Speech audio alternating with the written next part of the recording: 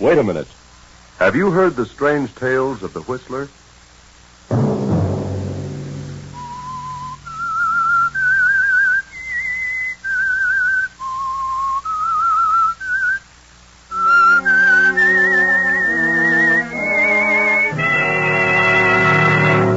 I'm the Whistler.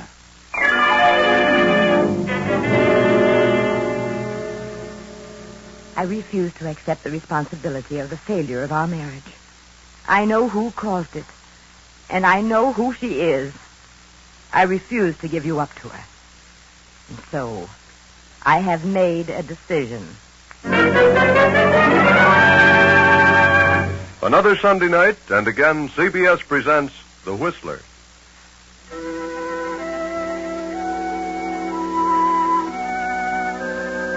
I, the Whistler, know many things, for I walk by night.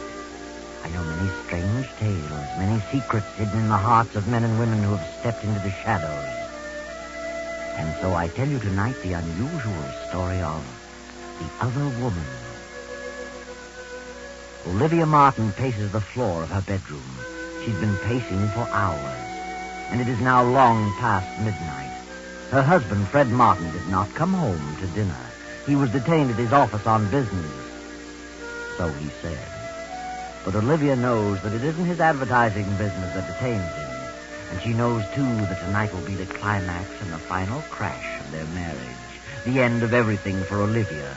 She knows what Fred is going to say tonight. For months she has been fearful of this moment, and now it has come. Olivia, you awake? Yes? Come in. I thought you might be asleep. How could I sleep? You know better than that. It's 1 o'clock, isn't it? Yes, Fred. I didn't realize it was that late. You don't usually bother to see if I'm awake. Don't I? For the past 2 months, you've passed right on to your own room. Yes. Yes, I guess I have. Get your business settled? Yes. Yes, I had quite a bit to attend to. Have dinner at the club? Oh, yes, at the club. Then why didn't you answer my call? I had you paged. They said you hadn't been there this evening. Oh? Perhaps I hadn't arrived yet. Really? What did you want? I don't know. I don't remember now what I called you for. I see. Well, I think I'll turn in. Good night, Olivia. Why don't you say it? Say what? What you came here to say. What makes you think I had anything particular to say? I know. I don't know how, but I've known all evening you were planning to tell me something when you got in. Oh, that's nonsense. No, Fred. I've known for months this was coming. I know what sort of business detained you. Another woman. What? First, I believed you. As the weeks passed and I realized you were growing colder, the whole thing became clear to me. Then I knew you were evading me, that you were lying about those business appointments at night. Go on. We've been married 10 years, Fred. I've done everything humanly possible to make our marriage a success. Have you? I think I have. At least I've tried. That's your opinion, Olivia. Why didn't you come right out and tell me about this woman at the very beginning? Why should I? Oh, Fred. It's sick all over. I've tried not to believe it. Now, let's not have a scene, Olivia. What do you expect me to do, laugh it off? No, not you, Olivia. Certainly not you. I suppose you'll say it's all my fault. I'm to blame for everything. Well, isn't that what you're trying to say? I haven't said anything. Then why don't you? Say something. Why do you beat about the bush? You came here to say something. Say it. Very well, since you put it that way, I will. I'm going out of town tomorrow on business. I'm sending my things to the club. When I return, I intend to live there. Fred. Wait a minute, Olivia. I haven't finished yet. I want you to get a divorce on any grounds you please. Desertion or whatever you wish. Divorce? Do you mean that? I do. Very well. If that's the way you want it, there's nothing else I can do. No, Olivia, nothing. Good night.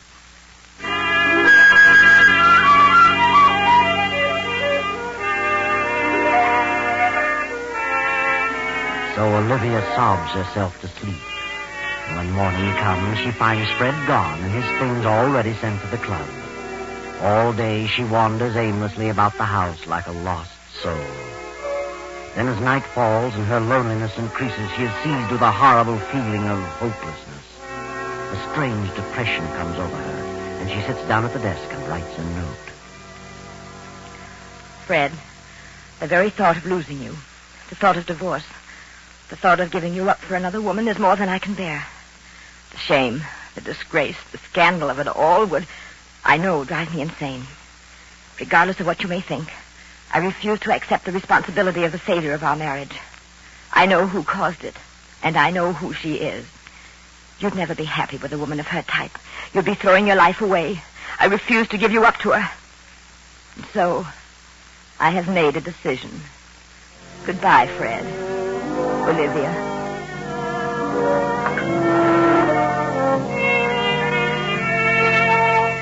Olivia addresses the note to Fred at his club, steps out and drops it in the nearest mailbox.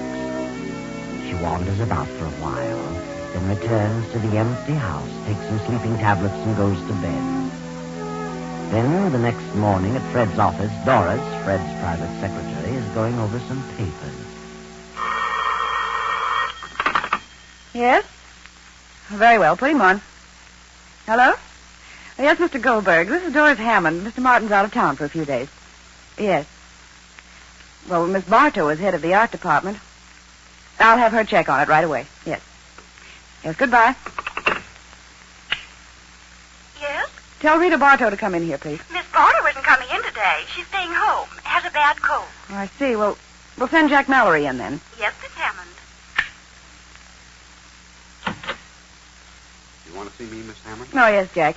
I understand Rita's ill, isn't coming in today. No, I guess not. Well, Mr. Goldberg over at Lake Laboratories wants to know which ad she intended to run next week. Only Rita knows about that. Perhaps we'd better send them over to Rita's apartment and have her select the one she wants to use. Very well. Who shall I send? Well, I don't know of anyone who'd rather go on that errand than you, Jack. Well, how'd go if you insist? I don't think I have to insist, especially where Rita's concerned. All right. I'll run over there. I thought you would. Thanks, Doris. I'll see you later.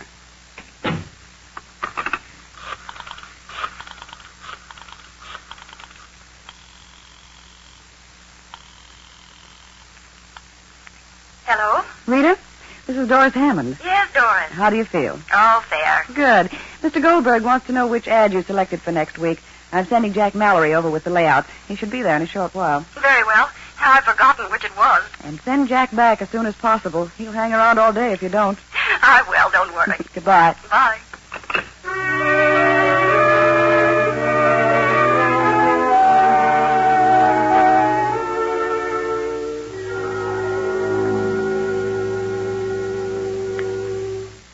Hello, Rita.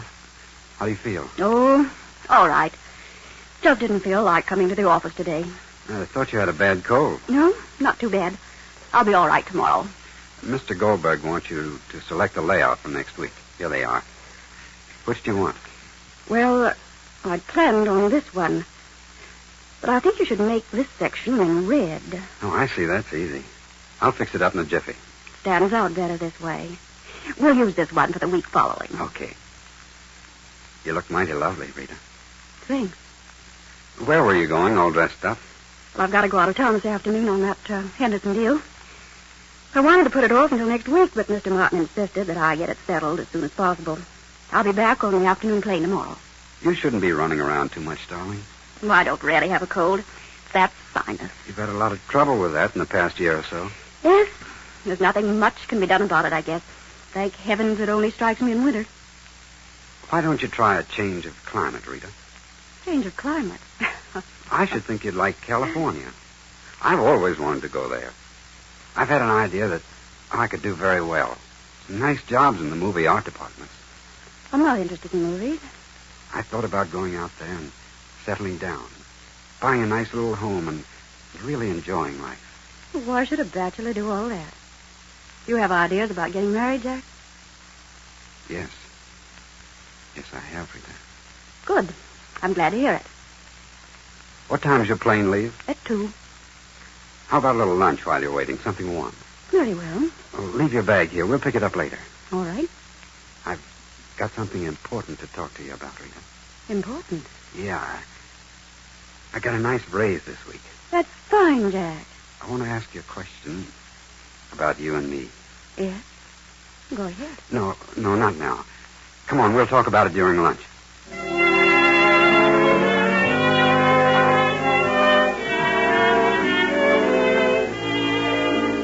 Meanwhile, Olivia Martin, having made a decision and formulated a plan, visits her husband's office and calls on Doris, the secretary. Good afternoon, Miss Hammond. How do you do, Mrs. Martin? I was just going out to lunch. Would you join me? I'm sorry, Miss Hammond. I'm afraid I haven't time. I'm in rather a hurry. I've a number of things to do this afternoon. Oh, can I help you? I suppose you're quite busy yourself. Yes, my work is always doubled when Fred leaves town. Fred? Yes, Mr. Martin. Oh, my husband. I suppose it does seem strange for an employee to call him Fred. But for some reason I've gotten into the habit and can't seem to break it. He doesn't seem to mind, however. That's so.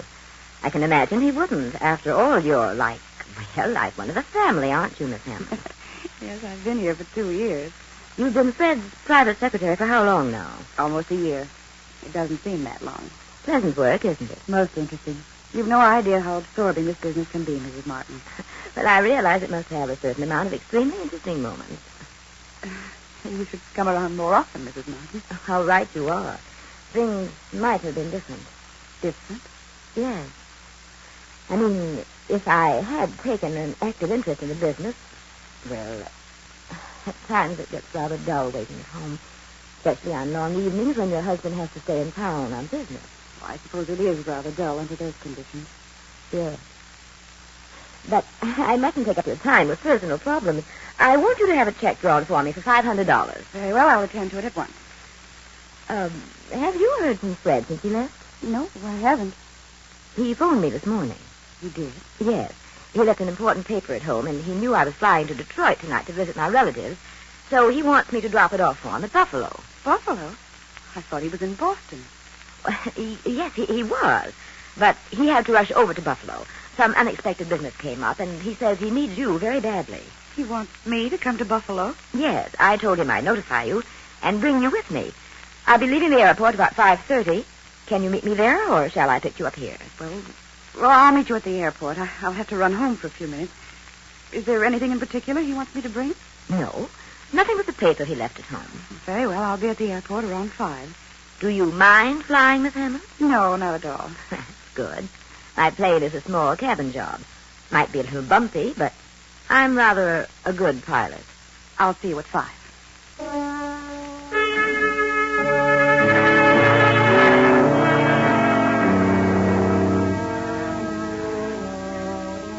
Shortly after noon, rain begins to fall. Round 2, the storm becomes heavier. Then Jack returns. Jack Mallory, where on earth have you been? Do you know what time it is? Yes, I'm sorry. I got to talking and didn't realize the hour. Well, what about the layout? Did Rita select one? Yeah, this one. She made a couple of changes in it. So? What changed? Oh, nothing important.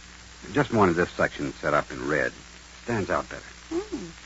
Yes, so it does. Well, I'd better put it through right away. I'm sorry to have been so late with it. I'm glad you got back with it before I left. Left?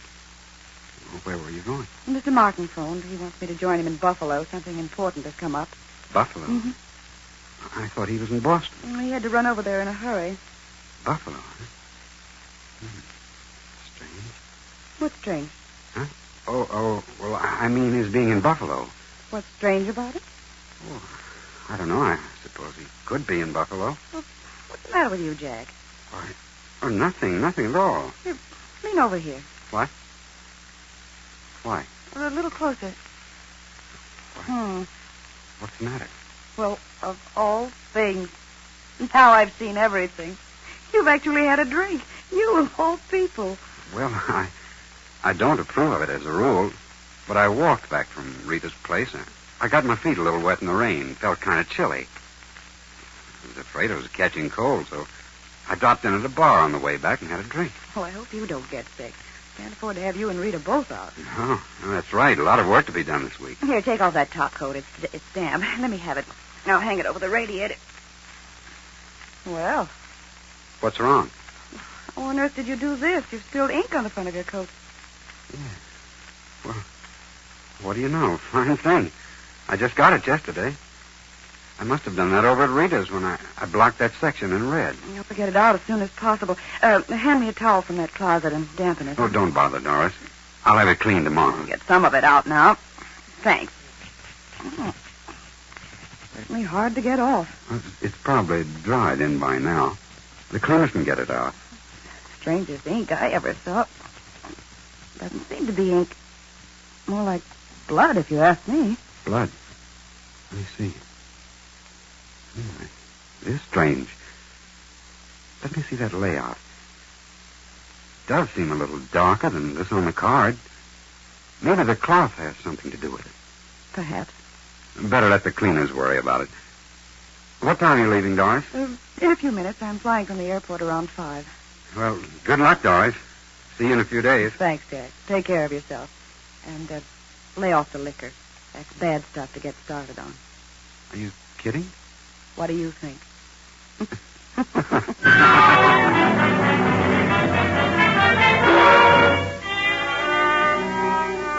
For a few brief moments, Doris stands staring after Jack as he passes through the door to the outer office. Then she picks up the towel, studies it for a moment. Suddenly she tosses it into the desk drawer, leaves the office, and goes home. Then around 5, Doris meets Olivia at the airport.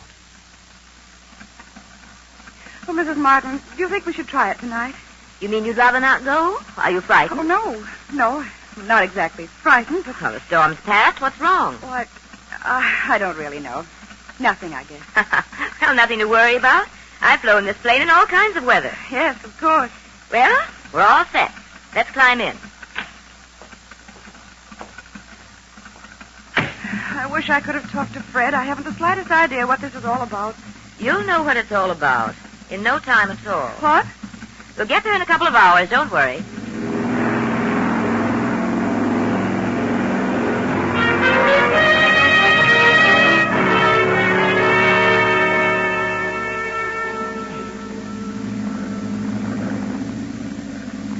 How far have we come now?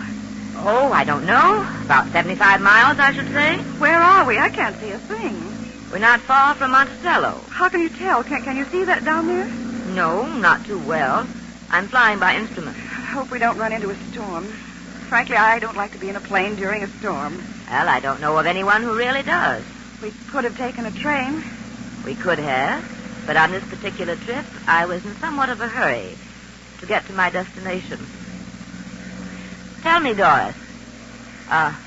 May I call you Doris? Well, of course. Aren't you just a bit upset over this trip? What do you mean? Just that. Do I seem upset? Yes, you do. Something playing on your mind? Yes. Yes, there is something bothering me. So, what is it? It's rather not safe. A guilty conscience? Guilty conscience? Isn't that what it is? What are you talking about? Are you looking forward to a nice visit in Buffalo? Why, I don't know. I don't consider it a visit. It's part of my job. And a very pleasant job, too. I'm sure you'll miss the job and its attendant interests. Working late at night, several nights a week with Fred. What do you mean by that? Why should I lose my job? Your job isn't all you're going to lose. Do you know what you're saying? Yes, and you know what I'm talking about. You're crazy. Fred isn't in Buffalo. Where is he? I don't know. But wherever he is, you'll never see him again, you little cheat. Put this plane down and let me out. You're mad. I'm going to put it down, straight down on its nose. What? Fred won't think you're so attractive next time he sees you. No. No, you're out of your mind. You can't do this. You can't. You can't. Put that key back in the switch. I won't. You hear me? I won't. You must. Give me that key. Pull up.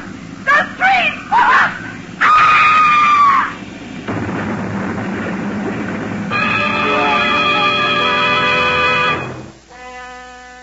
By some strange quirk of fate, Olivia is foiled in her plan of suicide and murder.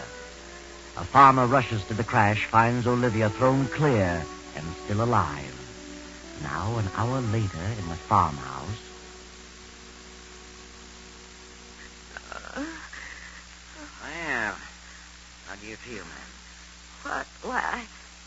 Who are you? I'm Doc Sanders. Doctor?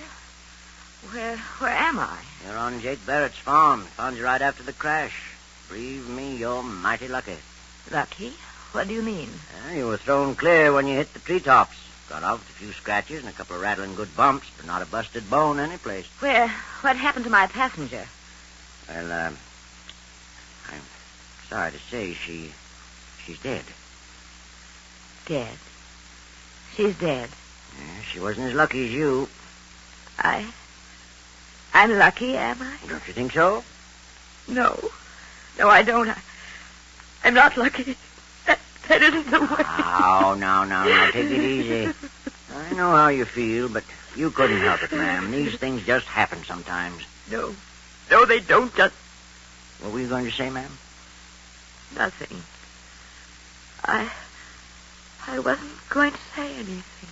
Oh. Well, they located your husband, ma'am. Jake's driving you back to New York tonight. Now, you'll be all right.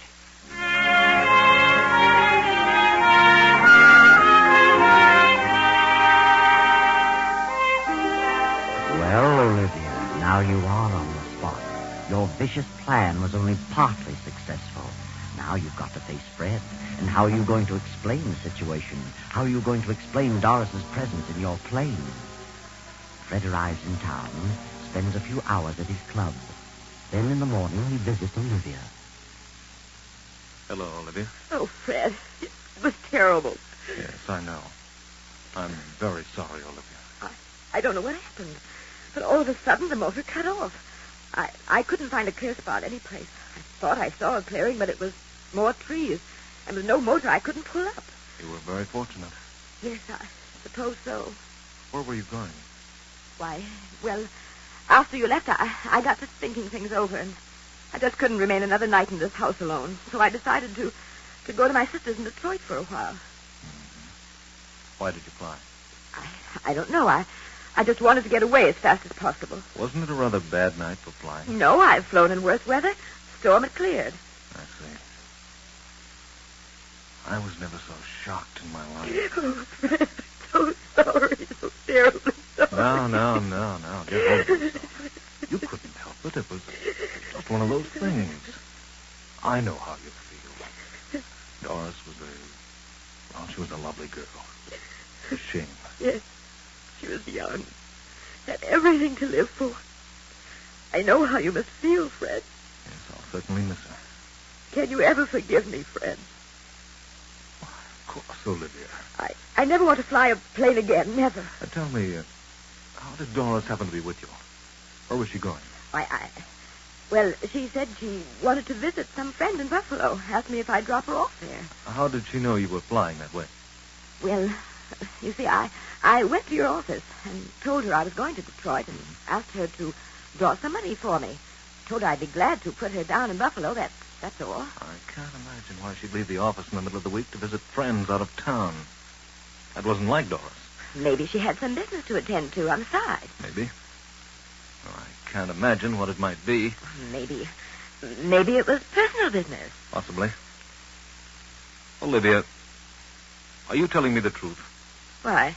What do you mean? Have you told me the real reason you wanted to leave town? Well, certainly. Weren't you, running from something? Well, what would I be running from? You were carrying out a plan, weren't you? Plan? What plan? Didn't you have a definite idea in mind when you wrote that note to me? Note?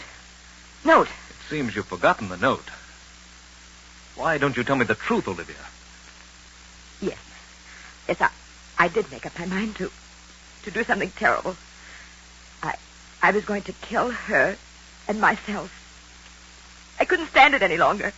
But after I mailed it to you, I seemed to come to my senses. I saw things clearly. Realized how awful such a thing would be. I just couldn't go through with it. So you decided to forget the idea and go on to Detroit? Yes. I swear I changed my mind about killing her. I couldn't be a murderer. You really expect me to believe that? Fred, you must believe me. You must, please. I know what you think, the note and everything that's happened. That note is certainly definite evidence against you. The note, yes. Oh, Fred, I swear I didn't. That's easy to say, but the note is too convincing. Where is the note? You must destroy it. Don't tell anyone about it, please, Fred. What time was it when you visited my office? Oh, I don't know. About noon, I think. And you mailed the note the night before? Yes. And you made up your mind to leave town. You went to the office, told Doris about it, and left at 5. Yes, that's right. And what did you do in the meantime? Oh, I can't remember. I'm so confused. I went shopping for a while. Are you sure? I don't know. I don't know, but I swear I changed my plan by the time morning came. You're going to have a hard time proving all that. It's the truth. Why shouldn't they believe the truth? The circumstances all tie in too well. We had separated the day before. I moved to the club. Several people knew about that. And in the note, you said you knew who the other woman was and stated clearly what you intended to do about it. I know. Then how else can the police look at it? Police? What do they know about it? They've been putting two and two together. But the note. How do they know what's in the note? They were waiting for me when I got back from Boston. They had already found the note. They showed it to me. That's where you made your big mistake, Olivia. Fred, they really think I killed her? Murdered her? They do? What are they going to do? The detectives are here now. They want to talk with you. Detectives? Yes. Yes, I'll be calm. Very well. Come in, Captain Evans. Thank you. Olivia, this is Captain Evans. And this is Lieutenant Davis. How do you do? Good morning, Mrs. Martin. Did you gentlemen wish to see me? Yes, would like to ask you a few questions. Yes. Yes, of course. But I haven't done anything. I'm absolutely innocent. Yes, I know, Mrs. Martin. We don't want to upset you. Just answer a few questions. Very well. Is it true that your husband left you a few days ago with the idea that you were to get a divorce? Yes. He took up residence at his club? Yes. You believe that your husband was in love with another woman? I did. Did you know who that woman was? I did. Did you object to his leaving you, getting a divorce? Yes. Yes, I did. Well, after he left you, did you write this note to him? Yes, I wrote it, but I... You mailed it to his club? Yes. Next day, you got some money at his office, about noon, and exactly 5 o'clock, you took off in your plane. Yes, but I'd changed my mind. I couldn't go through with it, and I didn't. I swear I didn't. Where were you, Mrs. Martin, between noon and 5 o'clock? I went about town. I did a little shopping. I don't remember what else I did. Can you prove where you were during that period? No, I don't see how I could. No one was with you during that time. Did you frequent any establishment where you were known? No, I didn't. I saw no one I knew. Are you sure, Olivia? I'm positive. What difference does it make where I was between noon and 5 o'clock? It makes a lot of difference. Because it was about that hour that Rita Bartow was stabbed to death in her apartment. Rita Bartow? The head of the art department? That's right. The weapon's not been found, and there were no clues to the identity of the murderer, excepting your note to your husband. But Rita Bartow? What have I to do with her? You said in your note here that you knew who the woman was. Rita Bartow was the other woman. What? Then what about... What about who? What were you going to say? Nothing. I wasn't going to say anything. Not one thing. Oh, yes, you were, Olivia. Yes, you were. You were going to say that you killed the wrong woman. Poor, innocent Doris Hammond. Of course, we know you didn't kill Rita Bartow, because Jack Mallory killed her when she turned him down and said she was going to marry Fred Martin. And Doris was the only one who knew about the bloodstains on Jack's coat. She was the only one who could have pinned it on Jack and cleared you, Olivia. But Doris is dead now, and you killed her. Killed the very one who could have saved you. What a shame.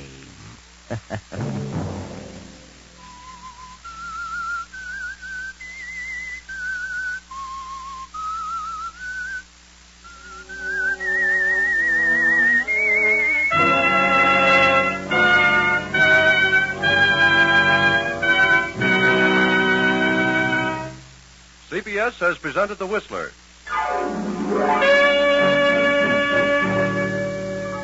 Next week, same time. I, the Whistler, will return to tell you another unusual tale. Good night. This is the Columbia Broadcasting System.